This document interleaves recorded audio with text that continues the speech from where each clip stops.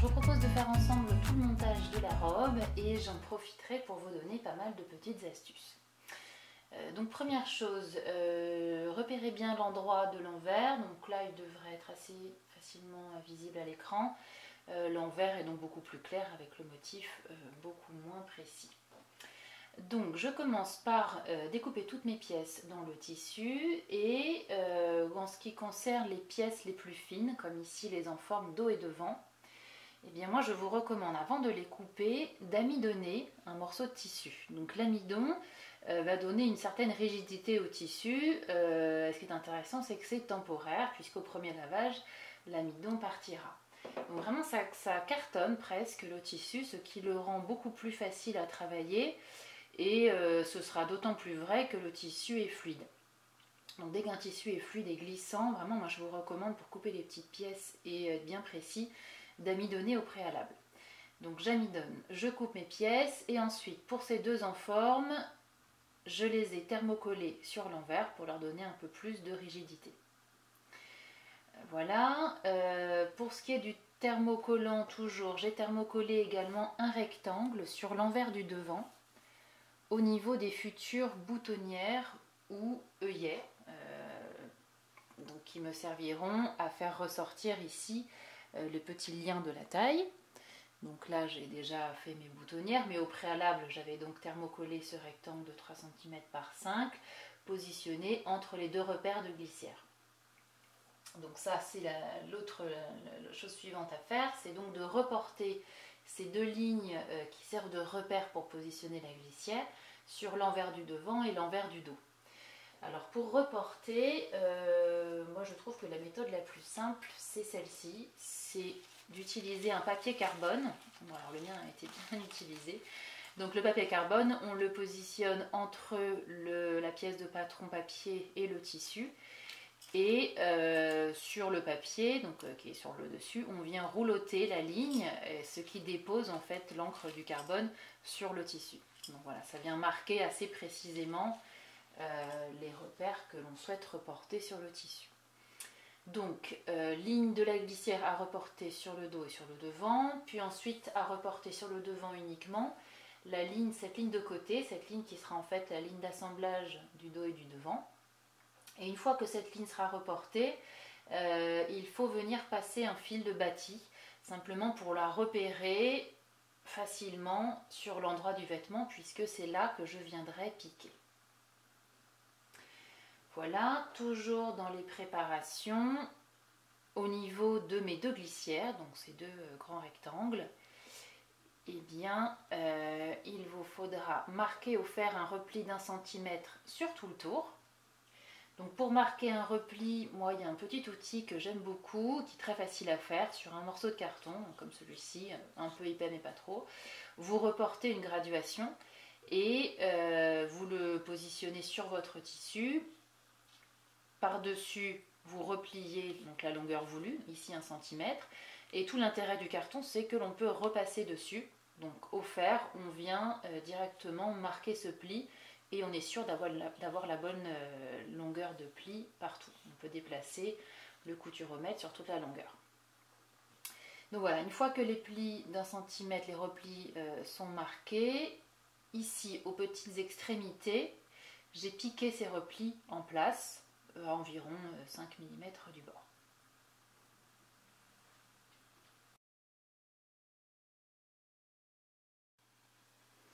Ensuite, une fois que mes boutonnières sont faites ou bien que mes œillets sont posés, je vais avoir besoin du cordon, donc qui va servir à nouer la taille.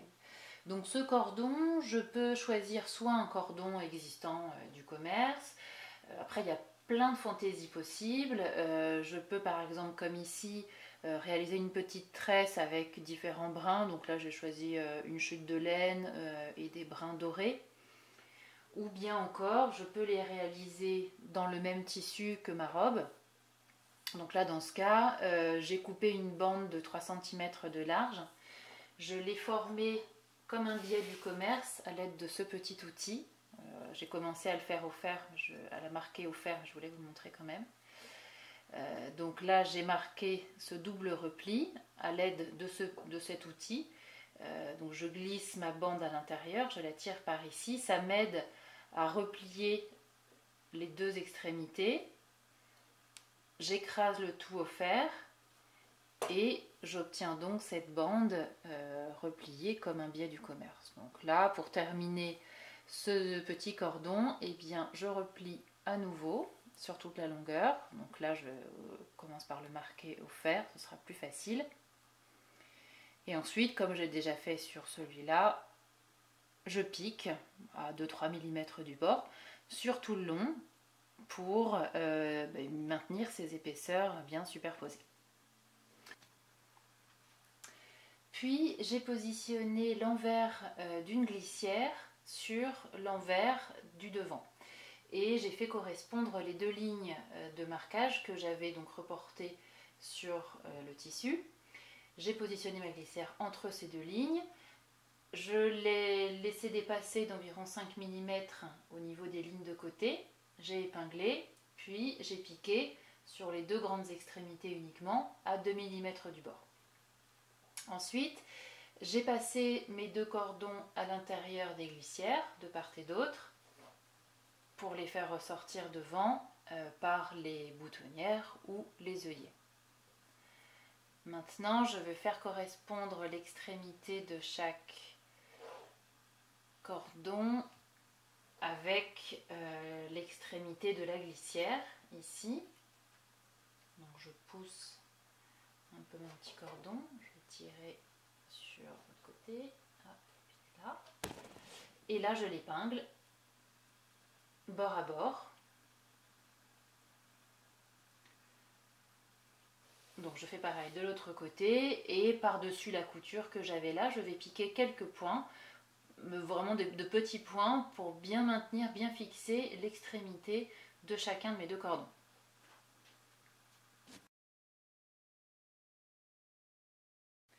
Puis au dos, de la même façon que sur mon devant, j'ai positionné l'envers de l'autre glissière sur l'envers du dos, entre les deux lignes de marquage. J'ai épinglé, puis j'ai piqué les deux grands côtés uniquement à 2 mm du bord. Ensuite, là j'ai coupé ma bande d'élastique qui fait 2,5 de large à la bonne longueur en fonction de ma taille. Donc je me réfère pour ça au tableau de fourniture. Et je la passe dans la glissière pour venir faire correspondre chacune de ces extrémités avec une extrémité de la glissière.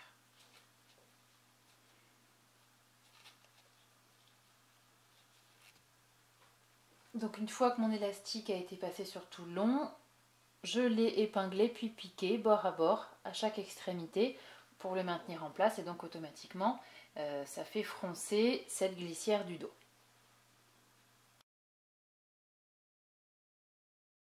Maintenant je vais assembler la ligne d'épaule, donc celle-ci, du dos et du devant, avec la technique de la couture anglaise.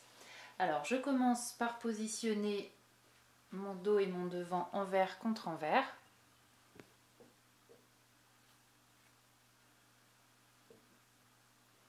J'épingle au moins les extrémités. Après, je peux rajouter plus d'épingles si je ne suis pas très à l'aise. Donc, bord à bord. Hop.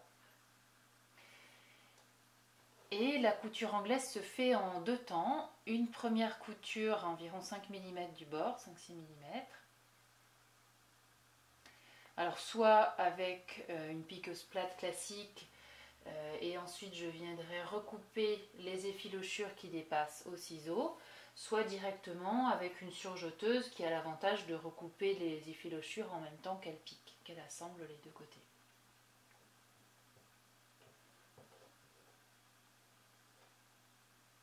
Voilà, je fais cette première couture et on verra ensuite comment faire la deuxième.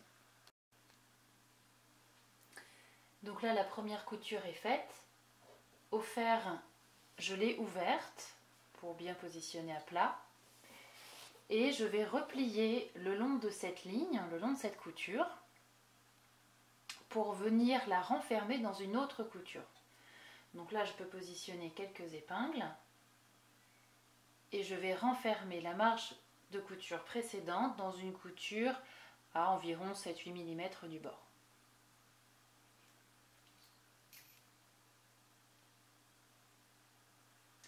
Voilà, je fais pareil des deux côtés et ensuite au fer, je viendrai plaquer cette marge de couture vers le dos.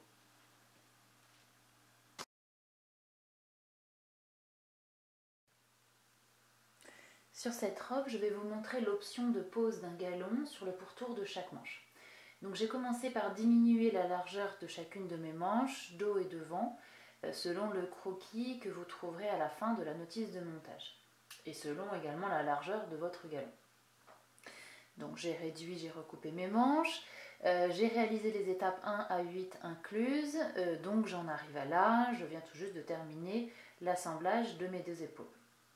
Ensuite, j'ai pris un galon, j'ai coupé un galon un peu plus long que la longueur totale de ma manche dos plus devant, sachant que la manche démarre et s'arrête au niveau du cran qui se trouve sur le côté, donc qui montre le bas de la manche, puis je repère son milieu. Donc là, le milieu de mon galon est ici, et je viens positionner le milieu du galon endroit contre endroit au niveau de la couture de l'épaule, et là, je l'épingle bord à bord avec le tissu.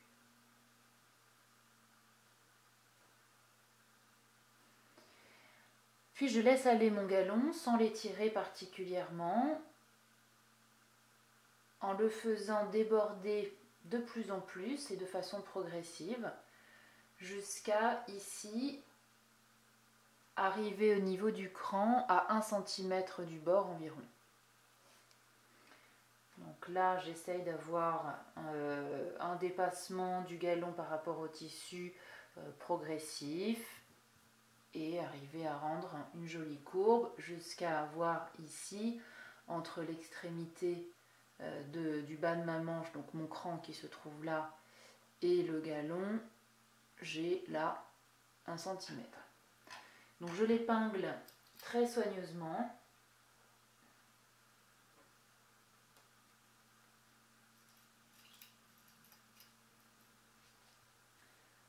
Sur toute la longueur. Donc je vais d'abord le devant et ensuite le dos, ou inversement, mais un côté puis l'autre.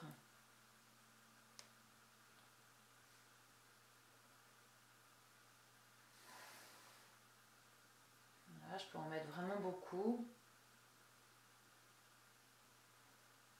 L'idée, c'est vraiment de bien maintenir en place mon galon. Puis, je vais vous montrer ce que ça donne sur l'autre côté que j'ai déjà fait. Je le recoupe sur toute la partie qui dépasse du tissu. Donc je ne garde de mon galon que ce qui est bord à bord avec le tissu. J'ai coupé donc toute cette partie qui dépassait jusqu'à n'avoir là, en bas au niveau du cran, plus qu'1 cm de galon. Ensuite, je l'ai piqué à 1 cm du bord du tissu, piqûre droite, et au niveau du cran, eh bien, je l'ai prolongé jusqu'à ma ligne de couture. Donc au final, mon cran du bord à son extrémité mesure 1,5 cm. Maintenant, je vais m'aider du fer pour positionner la marge de couture vers l'envers, vers le tissu, et je pourrais ensuite la sous-piquer, c'est-à-dire la piquer sur l'envers du tissu en place, cette marge de couture, à environ 5 mm du bord. Donc après avoir recoupé et piqué en place mon galon, j'ai plaqué au fer la marge de couture vers la manche. Je l'ai surfilé, alors moi avec une surjeteuse 3 fils, sinon avec le point zigzag de votre machine à coudre. Puis j'ai sous-piqué cette marge de couture en la plaquant sur la manche. Et donc ici, on voit la surpiqûre à peu près à 5 mm, à 5 mm du bord de la manche sur tout le tour, en démarrant et en m'arrêtant au niveau de chaque cran, enfin du cran du dos et du cran du devant. Voilà, ensuite je peux reprendre la suite des étapes du montage de la robe comme s'il n'y avait pas de galon. Et maintenant, je vais m'intéresser au cran qui se situe au bas de la manche. Donc, quelle que soit la manche que vous aurez choisie, soit la courte, soit la longue, il faudra faire la même chose, à savoir prolonger le cran, ce cran-là, sur 1,5 cm. Donc, je mesure et je recoupe perpendiculairement à la ligne du côté sur 1,5 cm. Voilà, et maintenant je vais réaliser l'ourlet en fait sur le tour de la manche. Donc je vais m'aider donc du fer pour bien positionner, bien préparer cet ourlet. Je replie une première fois vers l'envers sur 7 mm. Je vais marquer ce repli au fer sur tout le tour jusqu'à l'autre cran. Donc il va falloir d'ailleurs que je coupe les crans sur un 5 de longueur à 4 endroits, donc à droite et à gauche sur le devant et à droite et à gauche sur le dos. Donc je replie une première fois de 0,7, une deuxième fois, je marque le tout au fer, puis je viendrai surpiquer cet ourlet sur tout le tour de la manche. Donc voilà ce que ça donne une fois le double rentré préformé au fer. Moi je vous recommande vraiment de le préformer sur l'ensemble de la manche et entièrement avant de le piquer, dans la mesure où c'est une courbe et ça va être très difficile de piquer sans l'avoir préformé et sans que ça ne vrille. Voilà, ici je ne positionne pas spécialement d'épingle puisque le fait de l'avoir préformé au fer ça suffit, et quand on fait une surpiqûre apparente, c'est mieux de retirer les épingles petit à petit, donc tant qu'à faire, je vais piquer directement. C'est ce que j'ai fait déjà de l'autre côté. Donc voilà, mon ourlet a été piqué et donc c'est parfaitement propre. Ensuite, je vais m'intéresser à la couture du côté de la robe que je vais refermer avec la méthode de la couture anglaise. Donc là, j'ai déjà fait ma première piqûre à 5-6 mm du bord. Donc moi, j'ai surfilé à l'aide de ma surjeteuse puisque ça a recoupé en même temps les effilochures. Ensuite, je pourrai ouvrir cette couture au fer. Donc là, j'ai commencé à piquer envers contre envers. Je retourne. Et là, je viendrai enfermer cette marge de couture dans une autre couture pour piquer à 8 mm du bord. Donc là, je pourrais positionner quelques épingles une fois que j'aurai repassé. C'est ce que j'ai déjà fait de l'autre côté. Donc là, j'ai fait cette deuxième piqûre, donc ma couture anglaise est terminée. Je précise simplement que ici, au niveau du démarrage des manches, qu'il s'agit, enfin peu importe la taille de manche que vous avez choisie, les plus grandes ou les plus petites, il va être important ici de démarrer la deuxième couture de la couture anglaise pile là où s'arrête l'ourlet de la manche. Donc il se peut que ici au démarrage vous ayez à prendre un peu plus que 8 mm. Bon, c'est pas très grave, calez-vous sur cet ourlet. Et puis petit à petit rattraper les 8 mm pour terminer jusqu'en bas. Une fois que la couture anglaise est faite, je la repasse et je la positionne au fer vers le dos. Et maintenant je vais pouvoir réaliser la couture de côté qui remonte jusque sous le bras. Donc je vais piquer par-dessus la couture que j'avais identifiée sur le devant avec mon fil de bâti. Donc pour cela, je positionne bien bord à bord, je superpose en fait mes deux emmanchures, sans les étirer particulièrement, juste je laisse aller à partir du côté qui a été piqué précédemment, et là j'épingle.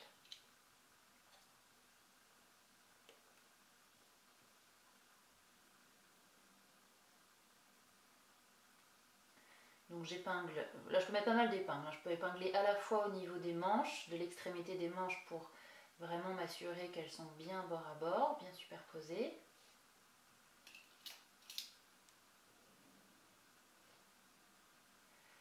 Et puis dans un second temps, je positionne mes deux tissus dos et devant bien à plat.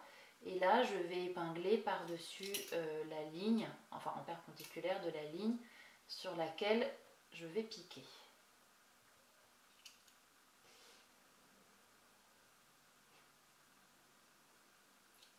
Plus le tissu sera fluide et plus il sera important de bien épingler pour éviter qu'il ne bouge.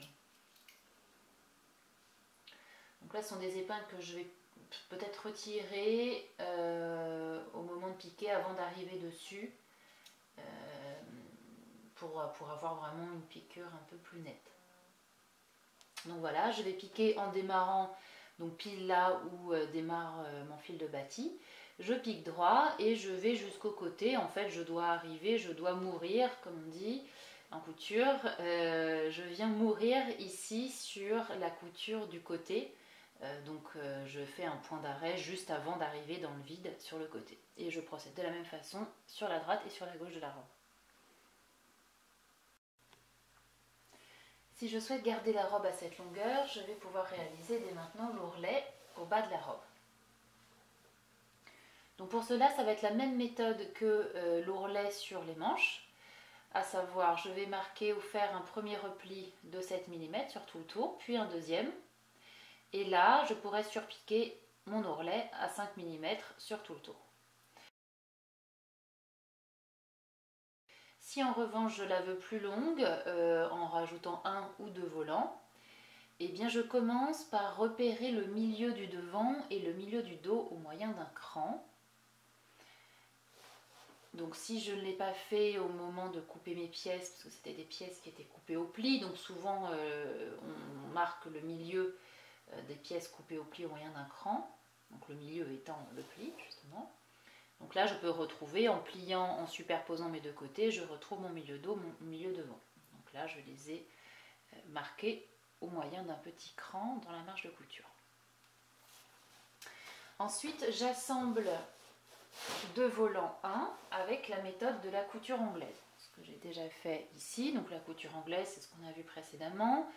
Je commence par piquer à 6 mm envers contre envers, puis je retourne, j'enferme cette marge de couture dans une autre couture, cette fois-ci à 8 mm du bord. Et là, au fer, je les ai plaqués vers le devant. Ensuite, sur le haut de ce volant 1, j'ai piqué 2 fils de fronce et parallèle dans la marge de couture qui est ici d'1 cm. J'ai mis 2 fils de fronce sur le devant et 2 fils de fronce sur le dos. Pourquoi? Parce qu'il y a une grande longueur, donc ce sera un petit peu plus facile au moment de froncer. Maintenant, je vais assembler le volant 1 sur la robe en les positionnant endroit contre endroit. Et je fais correspondre ce qui doit correspondre, à savoir les côtés et les milieux. Je commence par épingler ces repères.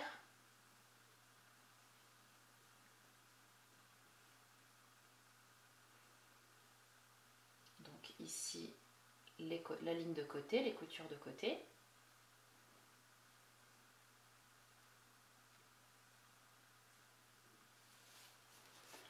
Ensuite, les milieux. Donc l'écran que je viens de réaliser.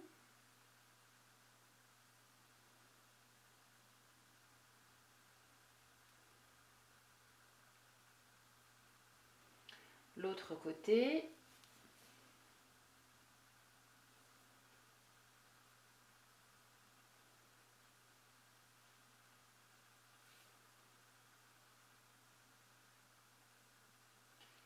Et enfin, l'autre cran.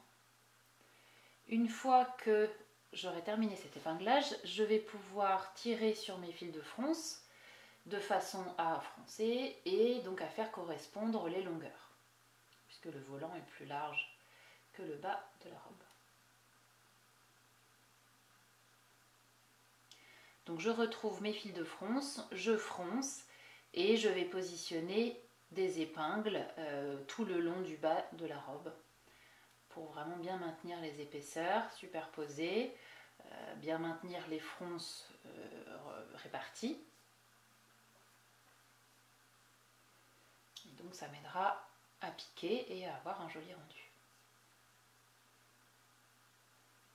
Voilà, donc là mes longueurs correspondent. Je peux mettre pas mal d'épingles, vraiment autant que je souhaite, ça ne sera pas vraiment gênant a priori pour piquer. Voilà, je continue cet épinglage, ce fronçage et cet épinglage sur tout le tour. Donc après avoir épinglé, j'ai piqué à 1 cm du bord. Et petite astuce, au moment de piquer, pour répartir les fronces encore plus finement, je vous recommande de vous aider d'un poinçon. Donc c'est une pointe métallique comme ça qui va agripper le tissu sans l'abîmer. Et donc au moment d'arriver, juste avant d'arriver sur les fronces, eh bien, je les répartis un peu plus finement à l'aide du poinçon. Voilà, j'ai piqué sur tout le tour. Et pour terminer cette couture, eh bien, soit je vais la surfiler, la surjeter, donc à l'aide de ma surjeteuse, très pratique puisque ça va à la fois recouper les effilochures et faire un point pour joliment terminer la bordure. Ou sinon, si je n'ai pas de surjeteuse, eh bien, je recoupe les effilochures, puis je réalise un point zigzag avec ma machine à coudre classique. Si vous souhaitez mettre un deuxième volant pour une robe très longue, et bien vous réalisez exactement les mêmes étapes en considérant que ça c'est le bas de votre robe et vous réalisez le deuxième volant froncé également. Voilà, donc mes volants sont assemblés. Moi j'ai décidé d'en mettre 2 sur cette robe. Je les ai surfilés et puis au bas de la robe, donc quelle que soit la longueur de la robe, je réalise un double rentré de 7 mm et je surpique à 5 mm pour réaliser l'ourlet.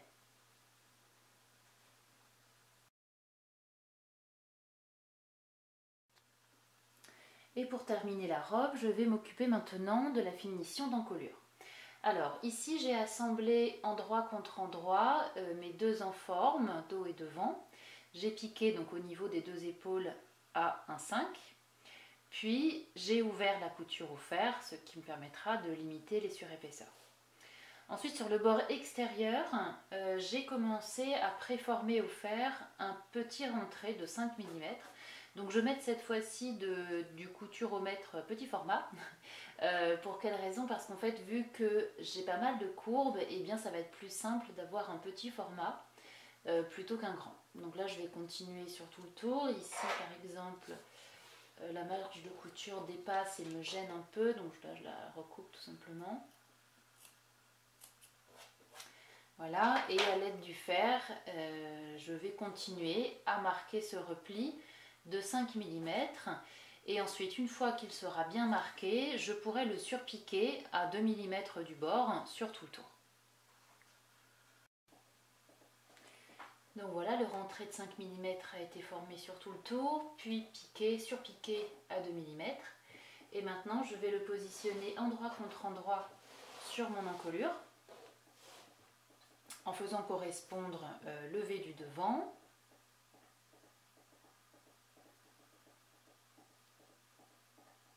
les coutures des épaules,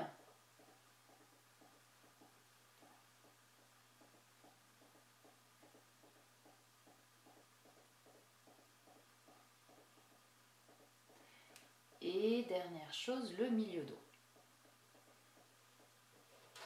Donc comme ces deux pièces étaient coupées au pli, en principe, donc il faut toujours identifier le milieu d'une pièce coupée au pli au moyen d'un cran.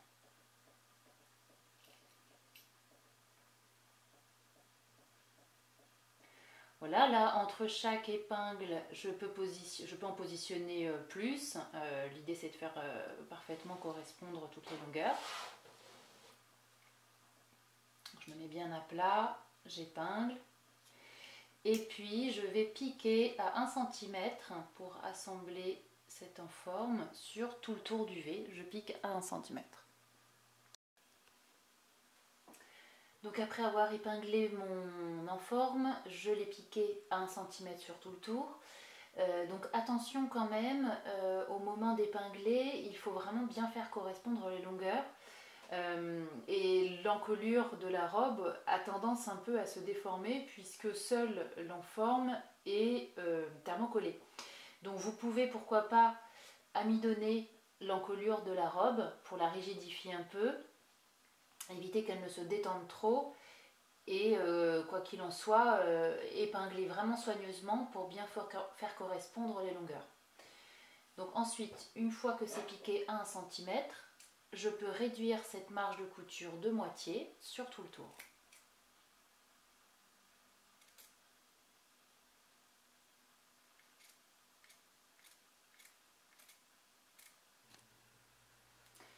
Une fois que ma marge de couture est réduite de moitié, je viens cranter ici d'enlever, donc vraiment je coupe la marge de couture précisément jusqu'à la couture. Ensuite, à l'aide du fer, je vais écraser l'enforme vers l'intérieur de la robe pour ensuite le plaquer à l'intérieur de l'encolure. Donc tout ça à l'aide du fer et j'épingle sur tout le tour. Alors je vous montre ce que donne un bon épinglage. Donc voilà, j'en ai positionné pas mal, tout tombe bien à plat. Le fer m'a bien aidé pour vraiment avoir un joli rendu. Donc ça va être vraiment important de passer du temps ici à avoir quelque chose de très propre avant même de piquer. La couture, c'est quand même beaucoup de préparation. Si c'est bien préparé, après ça ira tout seul. Et donc c'est important puisque forcément ce sera à l'encolure, donc très visible. Voilà, une fois que c'est bien épinglé, eh bien je surpique à 6 ou 7 mm du bord en retirant les épingles avant d'arriver dessus, et donc je surpique d'un seul tenant sur tout le tour. L'encolure est surpiquée, voilà ce que ça donne. Donc le V est assez joli, c'est bien plat partout. Donc grâce à un bon travail préparatoire, on arrive vraiment à des jolies finitions. Voilà, maintenant la robe est terminée. J'espère que vous avez appris plein de choses dans cette vidéo. Maintenant, vous pouvez vous amuser à customiser le lien et notamment à fixer au bout une perle, un pompon, voilà, pour lui donner à chaque fois un style différent.